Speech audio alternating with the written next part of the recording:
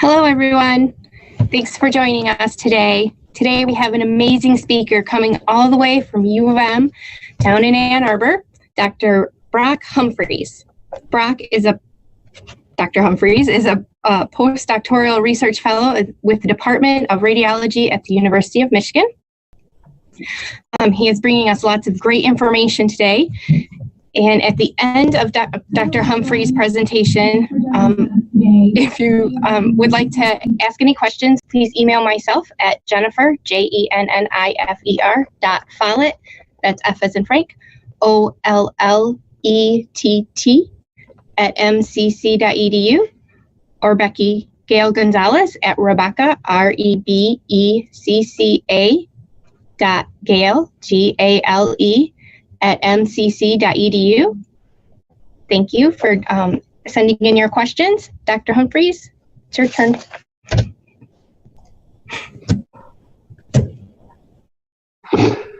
Hello. I can't see my presentation, but there it is. Okay.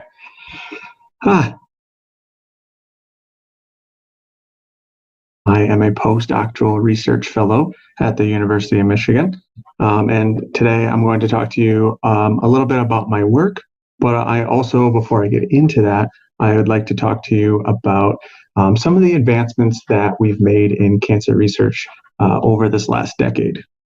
Next slide, please. Before I get into all of the data and stuff, I wanted to start out with saying that cancer is not a new disease.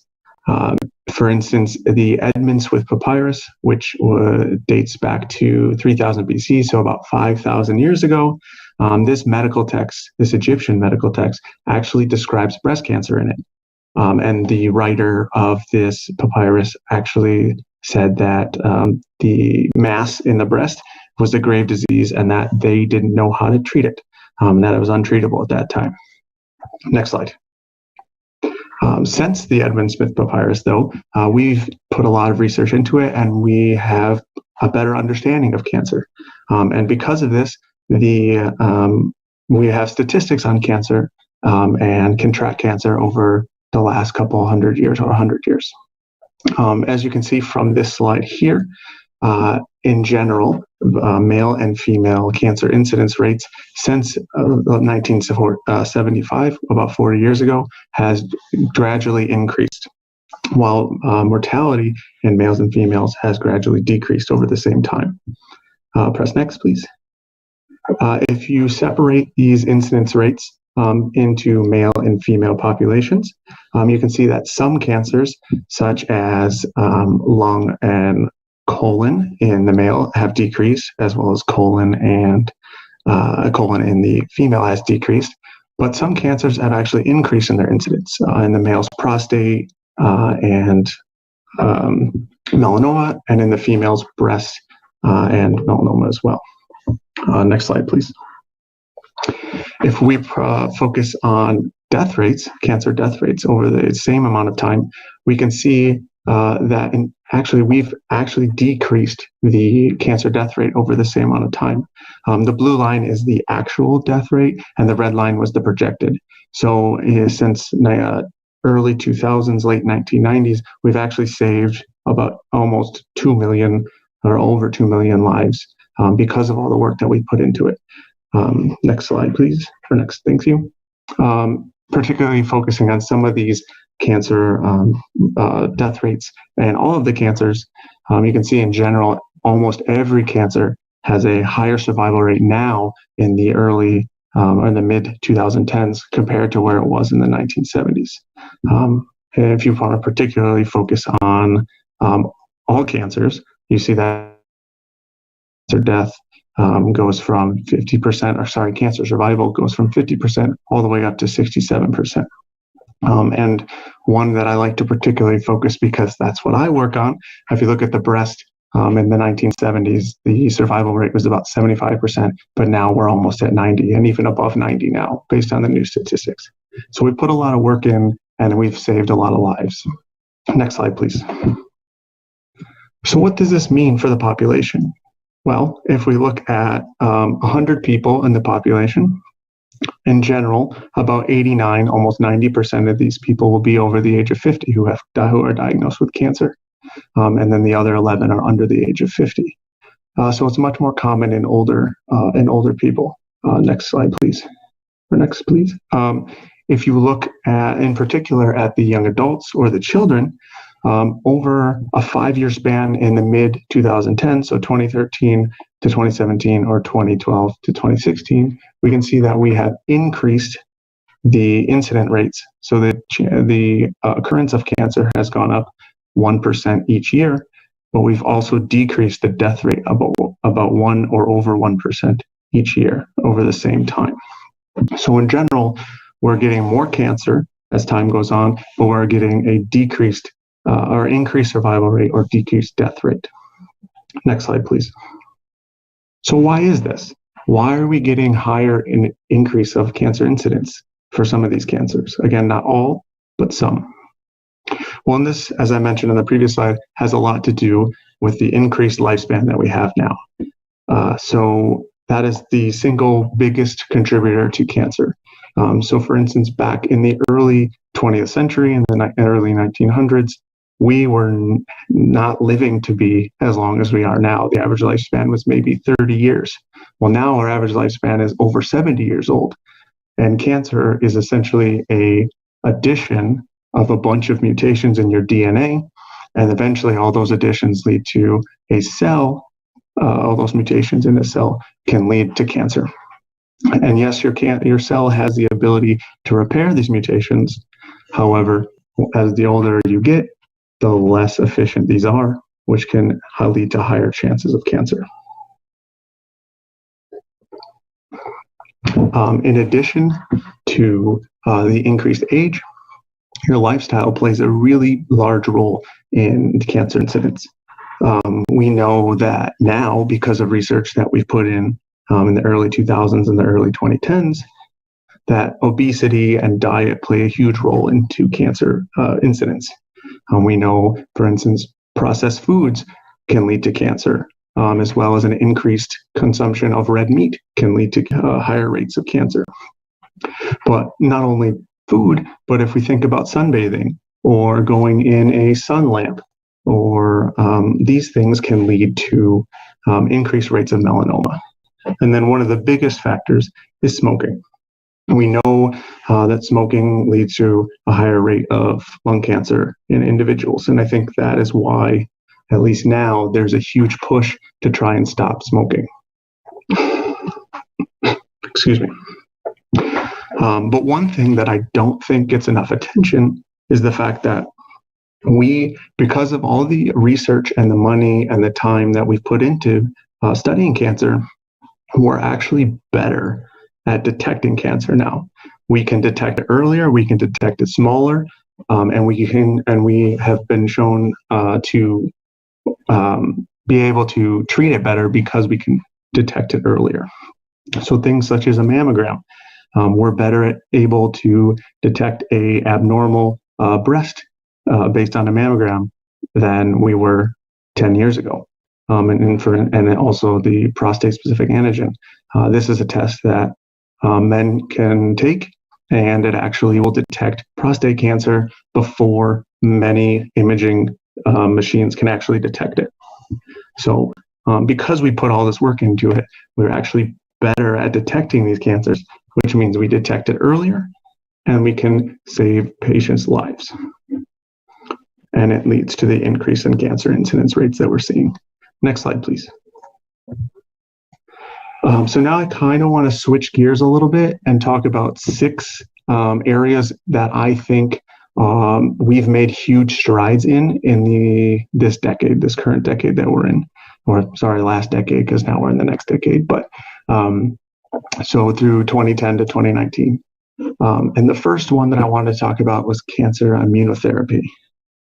So before the 2000s, we really didn't think about harnessing the immune system in order to treat cancer. But recent research, and actually the ACS has funded a lot of this research, especially this research leading into this technique I'm calling Chimera here, or Kymria, What they've done here is they've taken natural immune cells from the patient's body who has cancer. They'll take them out of the body. They will reprogram them so that they target cancer. They'll inject them back into the patient, and then those immune cells will attack the patient's cancer. And this is really effective, and it's really novel. And I think it's quite an amazing technology, and ACS has been instrumental in moving this forward. Next, please. The next thing that in the cancer immunotherapy section is something called PD-1. PD-1 actually is a therapy that is pretty commonly used in the clinic now since it's been approved this decade. But what it does is tumor cells are actually pretty amazing in that they're very good at avoiding our immune cells. So what an immune cell will do is it will go up to a tumor cell, it will recognize it's a tumor cell, and then it will kill it. However, tumor cells can use certain receptors on their surface that will target the T cell or the immune cell and stop it from killing it. So they're avoiding essentially our immune system. But we developed a drug called PD-1, and it blocks this receptor on the tumor cell, which then allows the immune cell to attack and kill the tumor cell. So it's pretty amazing stuff. And it's actually, like I said, being used a lot in the clinic, and it's being, at least in a lot of clinical trials that I'm seeing now, this drug is actually being used in combination with a lot of normal therapies that we've been using. Next slide, please. The next thing that I want to talk about is precision medicine. So precision medicine is, we'll take the clinic right now. If we just treat every person that comes into a clinic the same way, it's not going to work on every patient. It's only going to work on a very small subset of those patients. So what precision medicine is it takes every person, treats them as an individual, and devises a treatment plan specific for that person. So just like each person is unique in themselves, each cancer for that person is unique. And we need to understand what makes it tick. And then once we understand what makes it tick, we can devise a treatment plan to treat that patient. And it's much more effective than the chemotherapy or any standard therapy that we used to use. So this is really advanced in the 2010s in this decade. And I think it's going to be a huge part of the clinic as we move forward. Next slide. Another thing we've actually learned, this is a very busy slide, and I'm so sorry if you're looking at this and getting confused. But what we've, in addition to looking at the immune cells, we've also found that there are other cells in the body that help the cancer form and help a tumor form and help the cancer progress. And another one of these cells is the fibroblast. Now, a fibroblast is a cell that you would typically see, or what typically does is it closes wounds. So if you cut yourself and you start bleeding, what these fibroblasts do is they start the wound healing process. So they'll close the wound, stop the bleeding, that kind of stuff. But what we found this decade is that these cells actually talk with the cancer cell, and the cancer cell talks with these cells in order to promote cancer.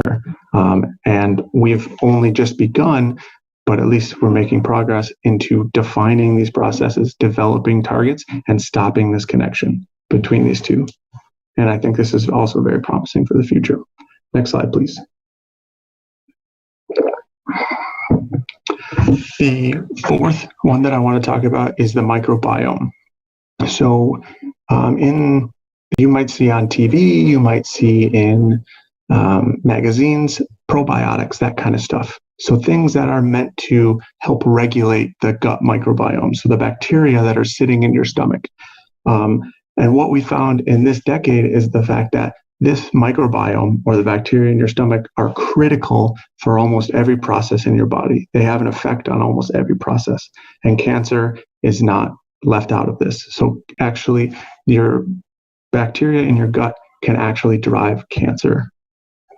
And we've found out this decade how that happens. It happens through an inflammatory response, and then how we can actually treat that by probiotics or other things that target these signals, and we can actually prevent cancer or at least reduce cancer incidence in these cases. Next slide, please. The next one I want to talk about is epigenetics. So if we think about a movie set, the cell is the actor, the DNA is the script, and epigenetics are the director. So the cell is acting and performing exactly how the script tells it to, but the director, or epigenetics in this case, can actually change the script in order to change how the actor acts and how the cell responds to certain things. In terms of cancer, epigenetics is critical because what it can do is it can actually turn off tumor suppressors, or it can turn on oncogenes. So epigenetics can directly affect cancer formation. But what we've actually been able to do this decade is develop inhibitors that target these things and actually reverse this process so that we turn the tumor suppressors on and we turn off the oncogenes. And I think there are a bunch of clinical trials going on that directly look at this. And I think this is since it just started this decade, I think it's going to be a very helpful place of research for the upcoming decades as well. Next slide, please. And the last thing I wanted to talk about in terms of the advancements that we've made over this decade is in health equity. So health equity is just the ability for everyone to have fair and just opportunity to treat and survive their cancer. And what work at the ACS has done, as well as other people, they found that people who are from poor places are actually more likely to succumb to cancer than people who are from more affluent areas, which is that's not right. So I think that there's huge strides, at least this decade, to kind of to address this because it's a big problem. And one of these opportunities I want to talk about is the Cancer Action Network through the ACS. I'm actually a member of it, but they fight for this. And they really try to make sure that patients have the treatment that they need in order to survive cancer.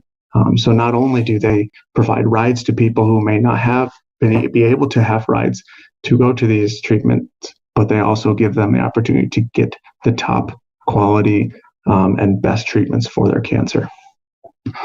Next slide, please. So now I want to switch gears a little bit, actually a lot of it, and talk about my work.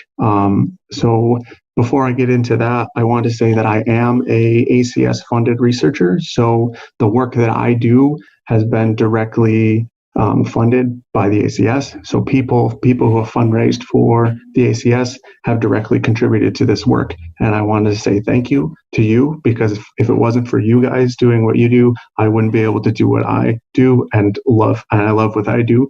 So I really wanted from the bottom of my heart to thank you for giving me the opportunity to do this. And I wanted to thank the ACS for believing in me as well, because not many people believe in a startup person, but the ACS did, and I really appreciate it. So my work focuses on breast cancer and understanding how breast cancer works in order to develop new therapies to target the triple-negative breast cancer. Next slide, please. So before I get into that, I want to start with the estimated cancer rates and deaths for 2020. So almost above 900,000 or more than 900,000 new cancer cases are what they're estimating in 2020 for females alone. And about 30% of these are going to be breast cancer. The ACS also estimates that about 15% of all cancer-related deaths in females are going to be due to breast cancer this year alone. And in general, this rises each year, which is not good, and we need to fix that. So that's why I study breast cancer. Next slide, please. So there are 3 subtypes of breast cancer. We have luminal, which is defined by expressing the estrogen receptor or hormone, common type of breast cancer. Excuse me, and occurs about 70% of all breast cancer cases are luminal. The next subtype of breast cancer is the HER2, and that's defined by expressing the HER2 receptor. And it makes up about 10% of all breast cancer cases. And the last subtype is triple negative, which is the subtype that I study, and that does not express any of the hormone receptors or the HER2 receptor. And makes up about 20% of all breast cancer cases. So triple negative actually has the worst survival rate of any of the subtypes of breast cancer, and that's because the luminal and HER2 actually have targeted therapy. So we can actually, because they express the hormone receptors and the HER2 receptor, we can have drugs that target those and directly kill these cancer cells, leaving the normal cells fine. However, in triple negative, since they don't express any of those receptors, we can't use any of these therapies. So we actually have to use standard chemotherapy, which does not discriminate between normal cells and cancer cells. And because of that, you see people who are under chemotherapy, they'll not only be treated for cancer, but they'll lose their hair, unlike me, who's just losing it because I'm getting old and stressed out, or they will have no appetite, things like that, because these chemotherapies do not discriminate between a normal cell and a cancer cell. So the goal of my work is to study triple negative and try and develop these targeted therapies for this subtype of breast cancer. Not only is triple negative worse because it doesn't have these targeted therapies, but triple negative is inherently more aggressive than the other subtypes. They're more migratory and more metastatic than the other types of breast cancer. Next slide. And what I mean by metastasis is it's a very complex process by which a cell from the primary tumor moves away from that tumor and forms a secondary or metastatic tumor at a different site. For instance, for breast cancer, the most common sites of metastasis are the brain, the lung, the bone, and the liver. So these are the spots where you typically see metastatic breast cancer. As you can see from this diagram, one of the most important processes or characteristics that a cancer cell must have in order to metastasize is to migrate. They need to move. If they can't move, then you have a better prognosis because you only have to treat one spot. If it moves away, that's when it becomes more difficult. And that's what I'm trying to study and to try and stop, is these cancer cells from moving, to make it easier for the doctor to treat the patient and make that cancer go away. Next slide, please. In my title, I talk about a particular set of cells called tumor-initiating cells, or TICs. And these are a very small subpopulation of the tumor. So they make up about 1% of the entire tumor. So it's not a lot of these cells within the tumor.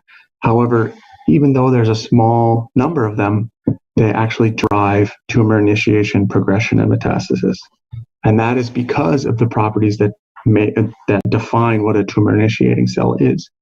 So these tumor-initiating cells are defined by essentially an unlimited ability to divide, to grow. They're not immortal, but they can grow under any circumstances, and which makes it difficult to treat them because they'll just keep growing. These tumor-initiating cells are also chemoresistant. So the standard chemotherapy will kill the rest of the tumor, but it won't kill these cells. And then these cells, based on their name, can form a tumor. They are the reason why cancer comes back. So if you ever have heard anyone that has recurrent cancer, it's more than likely due to the inability of them to treat the cancer, and these cells still live, and then they form another tumor and it comes back. And the last thing that defines a tumor-initiating cell is the ability to move. And that's why I talked about metastasis, and why these cells are important for metastasis is because they like to move a lot. And so this graphic kind of sums it up here, is that I'm trying to identify how TICs function so that we can target them, and by targeting them plus the whole tumor, we can get the whole tumor to go away. And if we don't treat the tumor initiating cell, it just comes back. Next slide, please. So the problem with tumor initiating cells, or TICs, is that they're such a rare population, it makes it hard to study. So what we did is, in collaboration with another lab at the University of Michigan, we developed a device to enrich for these cells. And this device is based on migration. And that's because tumor initiating cells, as I mentioned before, are very good cells to move a lot, and we can get a bunch of them together, and we will be able to study them. So the way that this works is you put cells in this device on the outside in the blue, and then you give them a stimulus to move in the middle where the red is, and then the cells will move to the middle, and then we can isolate them from the middle, and then we can do any type of experiment we want with them. Hit next, please. This is an image of the device for scale. It's pretty small. It's about the size of a couple pennies. I just think it's really cool how we can make cool things so small. I'm not an engineer, but that's really cool that we can do this. Next, please. And then this is just an image of the device as cells are moving through it. So the red is defining a tumor initiating cell or a highly migratory cell move through the device over time. And then the blue arrows are showing you a non-migratory cell or a not tumor initiating cell. Next, please.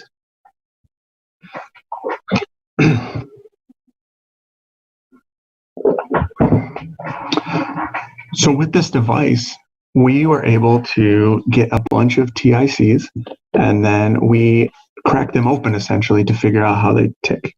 We looked at their DNA and their RNA, and we found that this gene, PISD, also known as phosphatidylserine decarboxylase, that expression is actually significantly decreased in tumor initiating cells.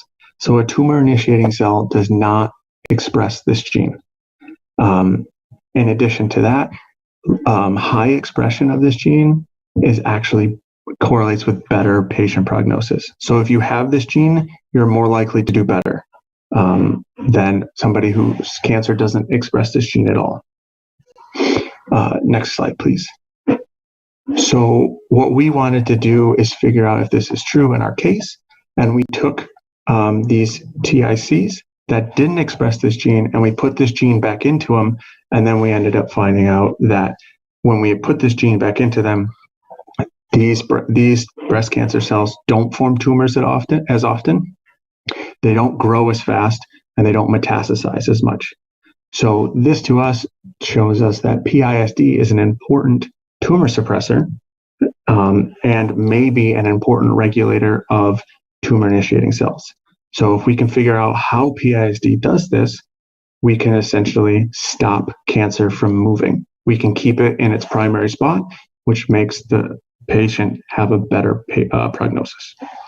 Next slide, please. So PISD is located within the mitochondria. And one of the things I always like to say is that you're probably told you that the mitochondria are the powerhouse of the cell. And yes, that is very true, but I want to tell you that it's so much more. The mitochondria are involved in every aspect of the cell.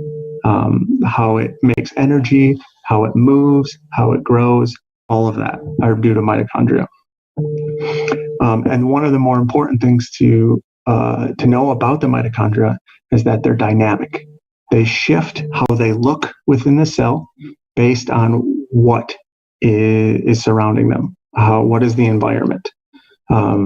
So they can be fused, like this green here, or they can be fragmented or dotty, like this red picture here. And they can switch between these two groups just based on what conditions the cell is in. Next slide, please. So because PISD is located within the mitochondria, we wanted to see, does the expression of this gene affect how the mitochondria look in cells? And we found that in 2 different triple-negative breast cancer cells, when you put this gene back in, you dramatically change how the mitochondria look in these cells. So on the left of these 2 pictures, you see the letters WT, that stands for your control or your wild type. These cells, the mitochondria, which is what you're seeing here, are very, I like to say spaghetti-like. They're elongated. When you look on the right, these are cells, the exact same cells, but all they have different is now they have PISD. And you see these mitochondria are very dotty. So they're more like the red picture from the previous slide. So based on this alone, we know that PISD is doing something with the mitochondria, and that's leading to this decrease in the ability of these cells to form tumors, grow, and metastasize. Next slide, please.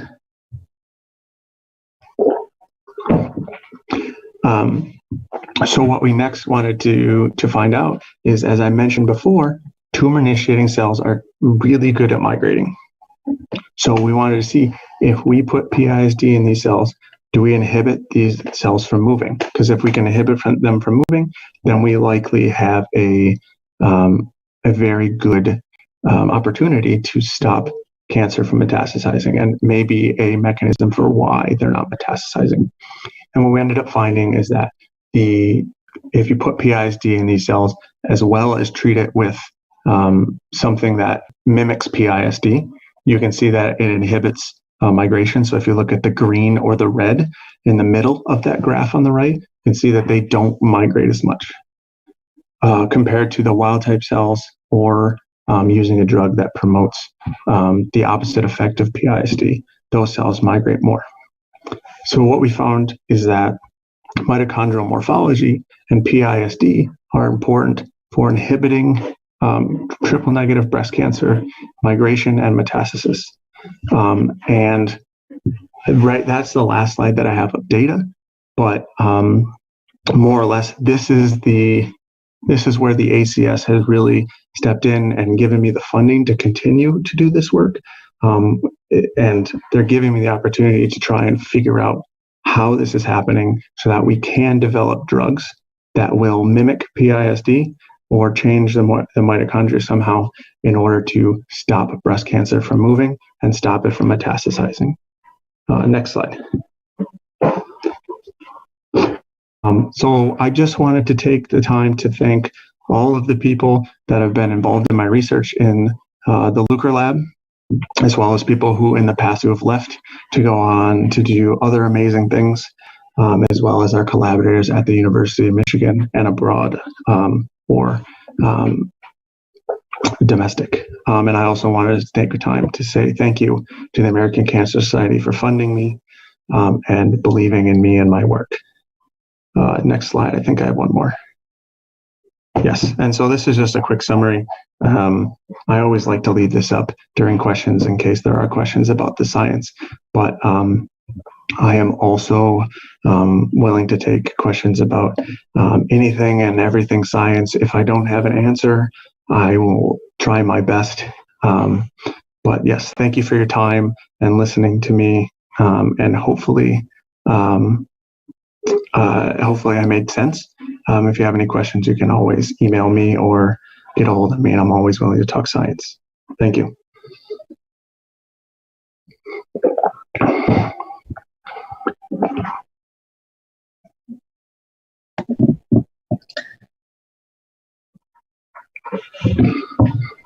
Well, I've received some questions already, Dr. Brock, ahead of time, and I'm going to go ahead and share some of these with you and give you time to respond, and we'll keep monitoring for new questions coming in. That was a fascinating conversation. I got much more out of that than I ever imagined I would. But here's our first question.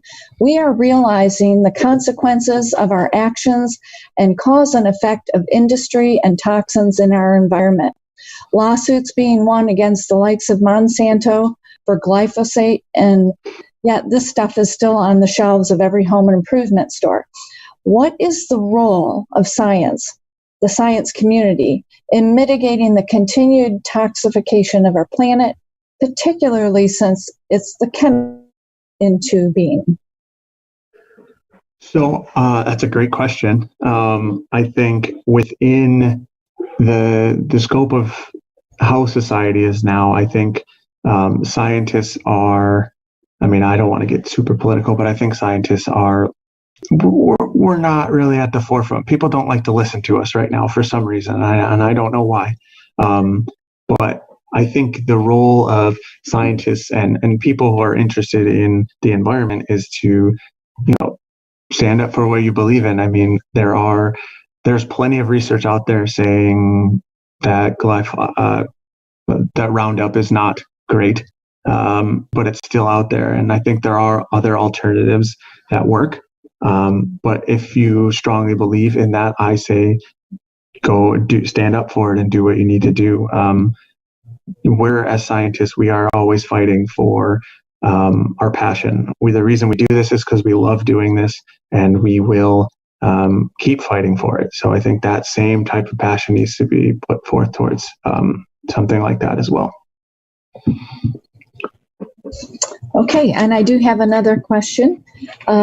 This one is kind of similar. It says, headlines of magazines and many nutritional publications warn us of a need to change our diets, that obesity and simply the consumption of foods with sugar, alcohol, and the American diet in general, it's kind of helping to increase cancer in us. So along with our modern food production relying on GMOs and other environmental influences, what's the likelihood that we can really stem the tide against cancer without solutions that also come from industry and lawmakers? It's not just eat right to avoid cancer. What is the broader vision we can take away from your perspective as a scientist? I mean, I talked a little bit about it earlier. Our diet it plays a very strong, or one of the very strong roles in cancer incidence. The processed foods and everything that we have on the shelves, the quick things, the easy things are the ones that seem to be the worst for us. And they always say eat in moderation. That's the way to go, which I believe as well, as I think moderation is important. But I think the bigger problem, as you say, is that people don't like change. People don't want to change. They think that since it's been working just fine, we'll just keep it on making more processed foods, and nobody's holding these people accountable. I think, my sentiments from the last question, if you believe in something, you should stand up there. You're not alone. You're never alone. There are always people that are out there willing to fight for the right. And I think it's the change is coming. I think this is a good way to say change is coming, and stand up for what you believe in and fight for it. I think just sitting back and saying, I'm going to eat right is maybe not, in my opinion, the best way to make change for the greater community as a greater whole. Yeah. Okay. So now I have something that is more generic. What are the best ways to protect myself from getting breast cancer? I think the best thing is mammograms. Obviously, that's the best thing, is make sure you keep getting your mammograms, because that has been shown to be the most effective way to identify, catch it early, and leads to a better prognosis. So that single-handedly is the best thing to do. A lot of times, your diet and other things aren't the only factors. I mean, genetics is an important factor. So there are things to think about, such as BRCA1 has been shown to lead to breast cancer in younger women. So make sure you can get that checked out. You can get a DNA test and get that checked out. But in addition to diet and stuff, I think genetics plays a huge role. So if you can identify these things early, it's going to be better for your outcome. Earlier is better, as they say. Right. Okay, thank you. Jennifer, you had a question come in? I did get a question that came in. So they're asking, what are your future plans with this research, Brock? How much time do we got? No, I'm just kidding. There are a lot of different areas in which I'm looking to go into, but the direction that I'm looking at is I'm looking at how lipids in your cells, so fatty acids, these things that we get from our food, how those actually affect the mitochondria and how that affects cancer. So I think the direction that I'm moving forward into is how lipids affect mitochondria, and then how the mitochondria affect cancer. So it's kind of maybe leading into the whole diet thing, but that's the future direction that I'm looking into. Another question is, how has COVID impacted your current research? A lot. That's too long didn't read it, affects it a lot. As you can see, probably now I'm in my room at my house. I don't get to go in as often. I don't get to stay at work. We're only at 60% capacity right now. So for about 3 months, I wasn't even allowed to go into work. So this is, not even to think about the funding situation in the future. I think it's affected current lab work. It set us all back a little bit, and it will affect our funding in the future. So there will be less funding opportunity in the future for cancer research, I think. So now more than ever, I think fundraising and stuff like that is super important. I know I'm working with my family with our funding with the ACS. We do Relay for Life, and we're trying to figure out the best way to fundraise, because we know it's very important. It's going to be very important for the future. And I would say wear a mask. I want to say that now. You should wear a mask if you can when you're out, because that's going to help make COVID go away faster. So, Brock, I have a question. I'm trying to make sure I understood. So with breast cancer now, are you saying that most persons don't have to have the chemotherapy anymore? Is that what's happening? So for triple negative, yes. For triple negative, the only course of therapy right now is drug-based, is chemotherapy. Other than that, they have radiation and surgery to remove it. But for the targeted therapies, for like luminal, they have a much better. They're less likely to have to go through some of the things they have to do for triple negative, because they have the targeted therapy, and it will shrink the tumor smaller, so that for example, the surgery site is smaller in these patients. So I'm sorry if I was confusing, but they still have it, but they have a better prognosis because they have such targeted therapies. They don't have the therapy that targets normal cells as well. Okay. I just know that I'm a 10-year survivor, so my only choice was the chemotherapy and the mastectomy. So I'm just hearing that there's this new therapy now that is not as invasive. Very much so. And in addition to that, the surgery I didn't talk about it, but the surgery and as well as the imaging techniques have also advanced. So my lab works in the Department of Radiology. So I hear a lot about new imaging techniques that are better than they used to be. So just the fact that we have, and our surgery is better, so that our surgery lines are smaller. So they used to take a huge swath of everything. Now they're much smaller now, because we have dyes or certain imaging reagents that will mark only tumor cells, so that our tumor margins are actually smaller too. So everything has gotten a lot better, and it's only going to get better, I think. Good. That's great to know. Thank you. Mm-hmm. Okay, and I have another question. This sounds more like from a healthcare professional. Is there anything new in the detection of inflammatory breast cancer, as the symptomology is different than in other forms of breast cancer? Yes, so that is a tricky question. I work with inflammatory breast cancer in the lab as well. It's tricky because although inflammatory breast cancer can be, classified as a triple negative breast cancer, it doesn't act like a normal triple negative breast cancer. So I know, based on some clinical parameters, that the inflammatory breast cancer can actually sit in you and not grow at all for months, years even, and then it'll get a sign. We still don't know what that sign is to start growing, and then it will take off. I don't think we know enough about inflammatory breast cancers that I can make a definitive statement, but I think it's something that is currently being reviewed, and I'm sorry I couldn't be more help than that.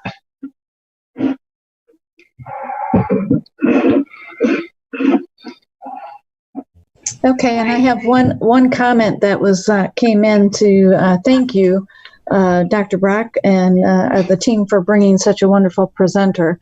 Do we have any more questions? I still have two. So the next question is what made you decide to be a cancer researcher? That's a great question. So personal. It's a personal story. In 10th grade, my grandmother was diagnosed with leukemia, and on her deathbed, I promised her I would find the cure for cancer. So the reason I got into cancer research was so that people didn't have to watch their loved ones pass away on hospital beds. It's something that will stick with me. I still get emotional over it, and I just don't want that for anybody else. So that's why I got into cancer research. And I will say that I think the majority of people who do cancer research have a similar story. So it's personal for us. I think, we're in this, as a team, and I want to stop cancer. Thank you. The next question is about stats, and they would like to ask you to provide any data about the differentiation between male and female breast cancer. That's a great question. I don't have the stats on hand, but that person is correct that males also get breast cancer. It's about 2,000, I think, ish people a year, males a year get breast cancer. And believe it or not, majority of it is actually triple negative. So males are not immune to getting breast cancer. And they also need to take precautions as well as that. They can't get mammograms per se, but the males can still get breast cancer, and it's mostly triple negative. So they're not immune to it.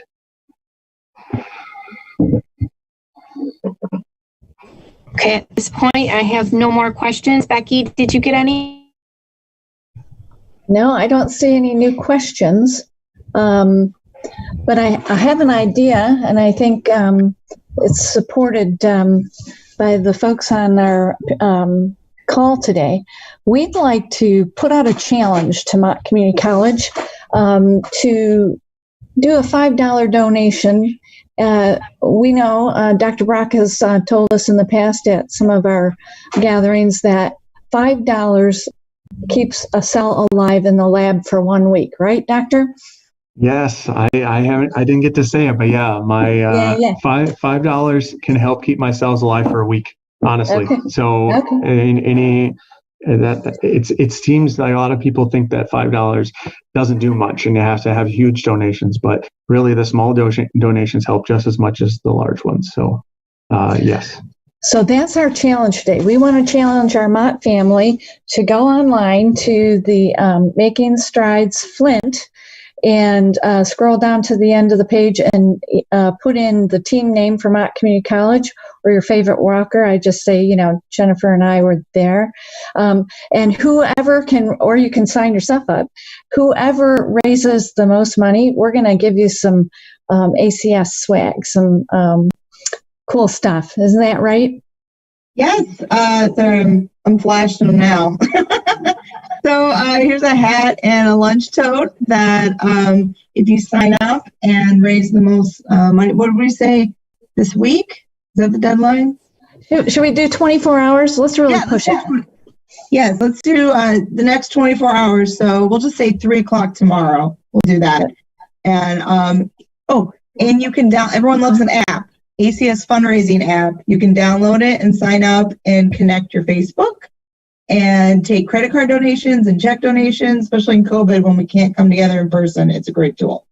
But I want to also take this opportunity to thank Jennifer and Becky and Dr. Beverly and all MCC for being our hosts for our kind of virtual social distancing walk this past weekend, but also for your many years of being an important partner with the American Cancer Society. And thank you, Dr. Humphries. I always learn something new when you talk. You are amazing. Thank you so much.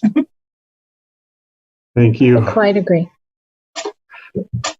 Well, Becky, I didn't get any more questions, so I think we're going to sign off. And I would like to also say the same thing Katie just did. Thank you, Dr. Humphries, for joining us today.